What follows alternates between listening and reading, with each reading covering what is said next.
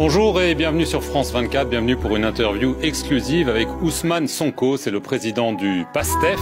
Il est avec nous depuis son domicile à Dakar, un domicile où il est assigné depuis sa condamnation début juin à 2 ans de prison pour, je cite, corruption de la jeunesse. Et on sait qu'il pourrait être arrêté à tout moment. Ousmane Sonko, merci. Merci M. Perelman. Dans son discours à la nation, prononcé ce lundi, le président Macky Sall a renoncé à se présenter à un nouveau mandat. Est-ce que vous saluez cette décision? Je voudrais d'abord faire une précision à l'entame de mon propos, puisque certains de vos collègues, notamment du monde diplomatique, ont prétendu que je serais assigné à résidence. Je ne suis pas assigné à résidence, je suis arbitrairement détenu. Il n'y a ni décision de justice, ni décision administrative qui m'impose de rester chez moi. C'est une détention arbitraire en violation de tous mes droits. Ceci dit, je voudrais faire remarquer qu'il y a une situation atypique qui concerne l'Afrique de manière générale et le Sénégal pour cette fois-ci, où le monde entier, en tout cas beaucoup de gens ont félicité le président sortant pour avoir respecté simplement la constitution de ce pays, de son pays. C'est triste pour l'Afrique et certains ont même parlé de l'exception sénégalaise, là où la Mauritanie, le Cap-Vert, le Ghana, le Niger, le Nigeria récemment et beaucoup d'autres pays africains ont tendance à donner l'exemple avec des alternances démocratiques où les présidents sortants ne se représentent pas et respectent la constitution. Il n'y a aucune exception sénégalaise en réalité. Et je crois que désormais, lorsque le président Macron aura terminé ses 2 mandats et s'en ira, il faudrait que l'ONU, tous les pays lui adressent des félicitations pour ne pas avoir brigué un 3e mandat. Ceci dit, je comprendrais cette attitude si il s'agit simplement d'un encouragement pour lui demander de mieux faire et de continuer sur cette lancée pour apaiser définitivement ce pays. Autrement, on serait dans une infantilisation de l'Afrique qui serait encore ce mineur non émancipé où tout ce qui est ordinaire et normal dans les autres pays et les autres démocraties serait exceptionnel pour l'Afrique. Ensuite, nous considérons qu'il n'y a rien à féliciter ou à remercier. Il n'y a rien d'exceptionnel puisque le retard observé à faire cette annonce a occasionné énormément de dégâts pour le Sénégal.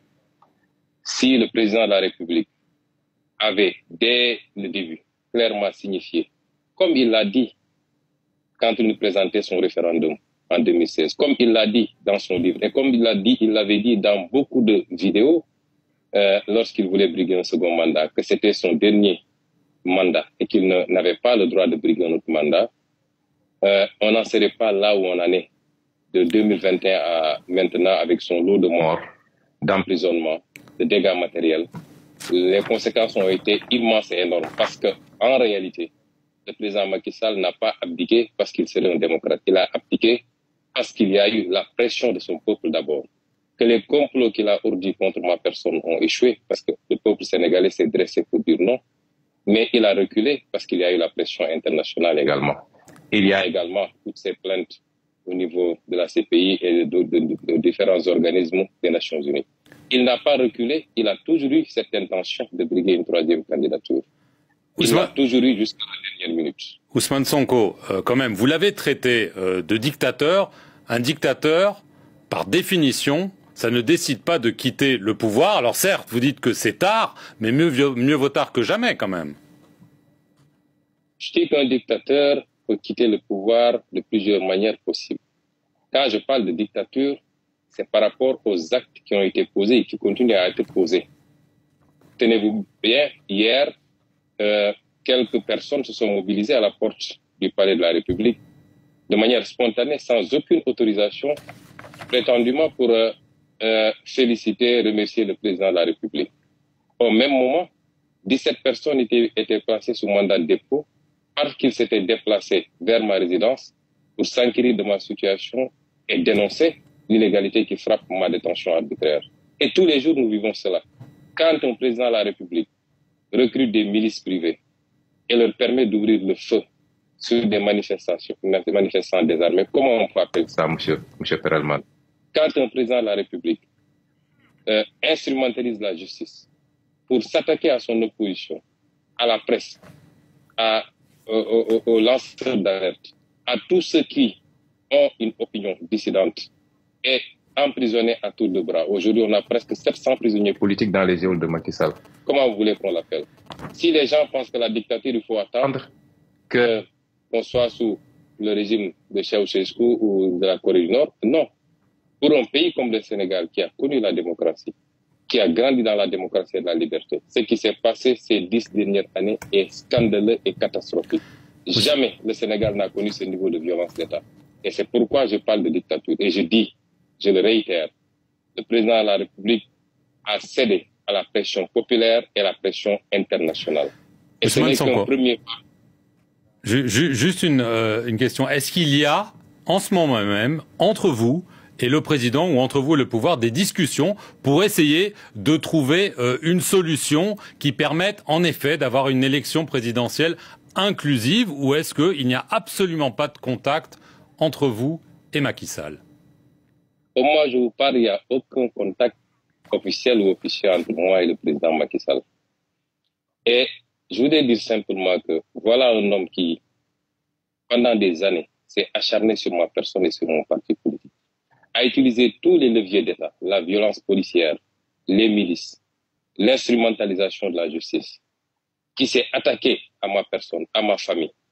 Figurez-vous qu'il a fallu que je donne mon téléphone, mon ordinateur portable à mes enfants pour qu'on l'amène chez le voisin pour pouvoir recharger, parce que depuis hier, nous sommes confrontés à un problème d'électricité et la police refuse que l'électricien accède à mon domicile. Cette violence sur moi et sur ma famille, cette persécution, j'ai été attaqué physiquement. Mon domicile a été brisé, mes vitres ont été brisées sur la route du tribunal. Ce qui s'est passé avec moi ne s'est jamais passé. Mais nonobstant tout ça, j'ai tendance à dire que nous sommes prêts à pardonner. Nous avons même pardonné et nous oublions. Vous êtes prêt à discuter avec Macky Sall pour pouvoir trouver un chemin vers la présidentielle?